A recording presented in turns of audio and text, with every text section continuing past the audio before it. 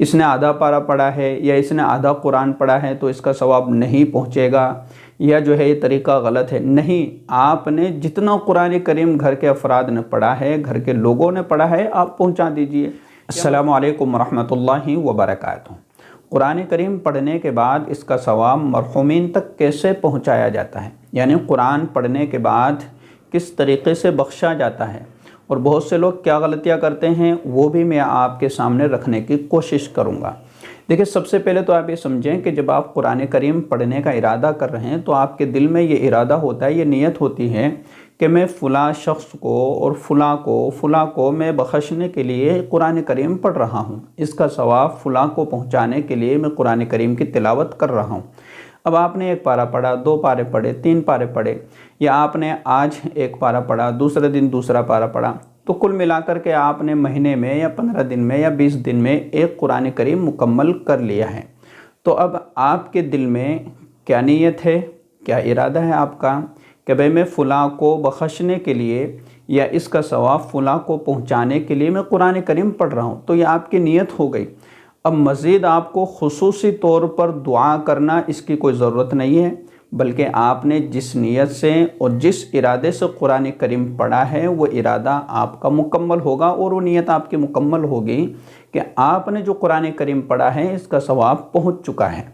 ٹھیک ہے، یہ بات تو آپ کو سمجھ میں آ گئی۔ اگر آپ مکمل قرآن کریم پڑھنے کے بعد مزید آپ خصوصی طور پر دعا کرنا چاہتے ہیں تو آپ کر سکتے ہیں، آپ ثواب مل جائے گا۔ کس طریقے سے کہ آج آپ کا قرآن کریم مکمل ہوا تو آپ دعا کریں، سب سے پہلے حضور اکرم شفیع اعظم مدنی کریم صلی اللہ علیہ وسلم کو اس کا ثواب پہنچائے، اس کے بعد صحابہ کو، اس کے بعد تابعین کو، تبع تابعین کو، بزرگوں کو، ولیوں کو، ٹھیک ہے، ان تمام کو اس کا ثواب پہنچائے، اور پھر جس کے لیے آپ پڑھ رہے ہیں، جس کے لیے آپ نے پڑھا ہے، اس کو اس کا نام لے کر کے، اس کا ذکر کر کے، اور اس کو بھی آپ اس کا ثواب پہنچائیں۔ تو یہ ہے کہ آپ قرآن کریم، اگر آپ نے قرآن کریم مکمل کر لیا ہے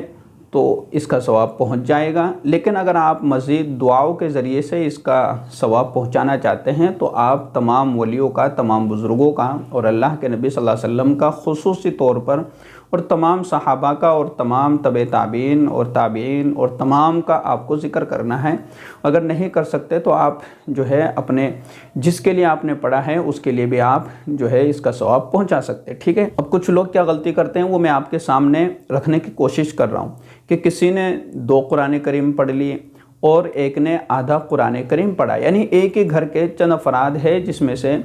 2 نے تو مکمل قرآن کریم پڑھ لیا اور ایک نے آدھا قرآن کریم پڑھا ہے۔ اب آج قرآن کریم بخشنا ہے، ٹھیک ہے، تو اب 2 ہی قرآن کریم بخشتے ہیں، اور جس نے آدھا قرآن کریم پڑھا ہے اس کو بخشتے ہی نہیں ہیں، اور یہ لوگ سمجھتے ہیں کہ اس نے تو آدھا ہی پڑھا ہے، اس کا ثواب کیسے پہنچے گا۔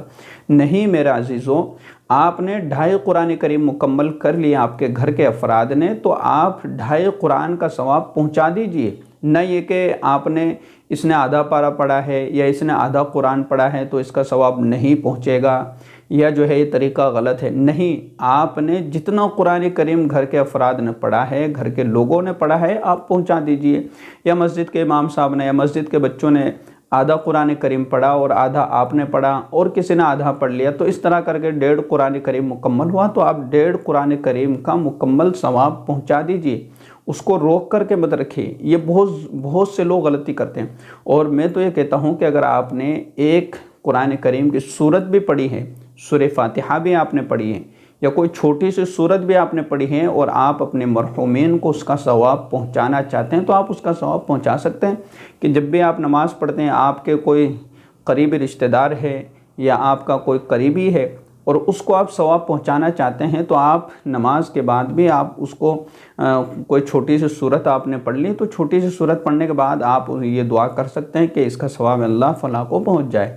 تو یہ ہے طریقہ، اس میں کوئی خصوصی طریقہ یا کوئی مخصوص طریقہ نہیں ہے کہ اس طریقے سے ہم ثواب پہنچائیں گے تبھی ثواب پہنچے گا، یا یہ ہوگا وہ ہو جائے گا۔ نہیں، ایسا کچھ نہیں ہے، بلکہ آپ نے دعا کر لی، ثواب پہنچ گیا۔ آپ نے دل میں ارادہ کر لیا کہ میں نے ایک قرآن کریم پڑھا ہے، اس کا ثواب فلاں کو پہنچ جائے، بس وہ ثواب پہنچ جائے گا۔ آپ کے دل میں جو نیت ہے، دل میں جو ارادہ ہے، اسی کے مطابق کام ہوتا ہے، اسی کے مطابق سارے چیزیں ہوتی ہیں۔ تو آپ نے دل میں جو ارادہ رکھا، جو نیت رکھی ہے، اسی کے اعتبار سے اور اسی حساب سے آپ جس کو ثواب پہنچانا چاہتے ہیں وہ ثواب پہنچ جائے گا۔ السلام علیکم ورحمۃ اللہ وبرکاتہ۔